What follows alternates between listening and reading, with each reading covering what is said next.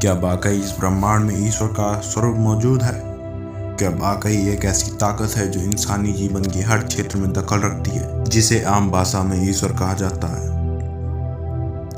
तो ये ऐसे कुछ सवाल हैं जिन पर सदियों से बहस चलती आ रही है, और शायद तब तक चलती रहती जब तक कि इनका जवाब ढूंढ ना लिया जाता। ईश्वर के अस्तित्व पर पड़े पर्दे को उठाने के लिए किए गए अथक प्रयासों के बाद यह प्रमाणित हो गया है कि धरती पर ईश्वर का वजूद मौजूद है।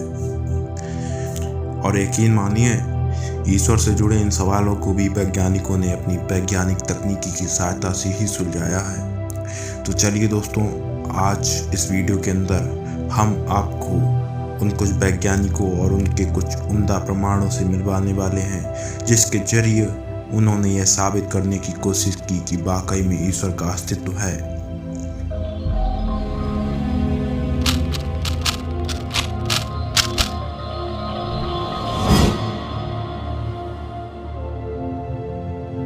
नरक में कैद आत्माओं की आवाजें। जी हाँ दोस्तों, वर्ष 1989 की एक घटना है जब एक रूसी डॉक्टर एजाकोव के नेतृत्व में वैज्ञानिकों के एक दल ने साइबेरिया के एक अनाम स्थान पर खुदाई करनी शुरू की।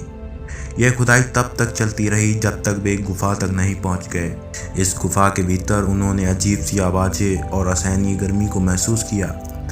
वैज्ञानिकों ने अपने माइक्रोफोन के जरिए सुना कि जिस गुफा तक उन्होंने खुदाई की है, उसके अंदर से चीखने और चिल्लाने की बहुत तेजी आवाज़ें आ रही हैं। ये आवाज़ें कुछ ऐसी थीं कि जैसे कोई बाहर निकलने के लिए तड़प रहा हो। इसके अलावा दूसरी हैरान कर देने वाली बात थी कि उस स्थान का तापमान जो करीब 2000 डिग्री फ़ारेनहाइट तक पहुंच गया था।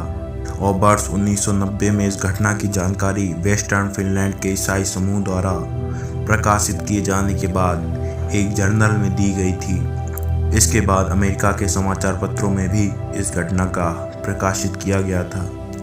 साथ ही जिन आवाज़ों को रिकॉर्ड किया गया था, उन्हें पहले इंटरनेट पर लोकप्रियता मिली और उसके बाद ट्रिनिटी ब्रॉडकास्टिंग नेटवर्क द्वारा भी यह प्रमाणित कर दिया गया कि यह नर्क के होने की एक पुख्ता प्रमाण है, जिसे नकारा नहीं जा सकता।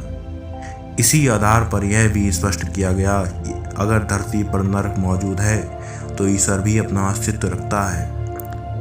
और भगवान के अस्तित्व का दूसरा साक्ष्य यह है, एक व्यक्ति ने स्वर्ग को महसूस किया। तो वर्ष 2008 में हार्वर्ड के एक तंत्रिका वैज्ञानिक इवन अलेक्जेंडर तृतीय को ब्रेन डेड की वजह से करीब एक सप्ताह तक कोमा में रहना पड़ा था। लेकिन जब वह कोमा से बाहर आए तो उन्होंने कुछ बेहद चौंकाने वाले खुलासे किए जो स्वर्ग के अस्तित्व से जुड़े थे। कोमा के दौरान जब उनके मस्तिष्क का स्कैन किया गया, तब डॉक्टरों ने पाया कि मस्तिष्क का वो हिस्सा जो सुनता है, समझता है और कार्य करने के लिए प्रेरित करता है, वह पूरी तरह से बेकार हो चुका है। इसीलिए उनके डॉक्टरों की यह राय थी कि भले ही उनकी सांसें चलती रहें, लेकिन संभावना है कि वह पूरे जीवन ब्रेन डेड की स्थिति में ही रहेंगे। ब्रेन डेड होने की वजह से उनके मस्तिष्क का बिल्कुल साधारण हिस्सा ही कार्यरत रहेगा। एक सप्ताह बाद ही वह आदमी कोमा से जागा और उन्होंने अलौकिक अनुभव की बात कही। और इवन का कहना था कि वह मौत के बिल्कुल नज़दीक थे। उनका शरीर ना तो जीवित था और ना ही मृत। इस अवस्था में उन्होंने स्वर्ग के समीप होने की अनुभूति की, जो अपने आप में अद्वितीय था। प्रूफ ऑफ इवन नामक उनकी ऑटोबायोग्राफी में उनकी स्वर्ग की इस यात्रा का जिक्र मौजूद है। और ईश्वर के अस्तित्व का तीसरा साक्ष्य ईश्वर द्वारा बनाई गई मूर्तियों का मिलना है। वर्ष 1725 में बर्जबर्ग विश्वविद्यालय की फैकल्टी ऑफ मेडिसिन के डीन जोहान बार्थोलोमेस एडम बेरिंग को एबेलस्टार्ट पर्वत जर्मनी पर चिकली में डगमगती मछली के चेहरे वाले पक्षी और चांद सितारों के आकार में कटे हुए कुछ चूना पत्थर मिले थे।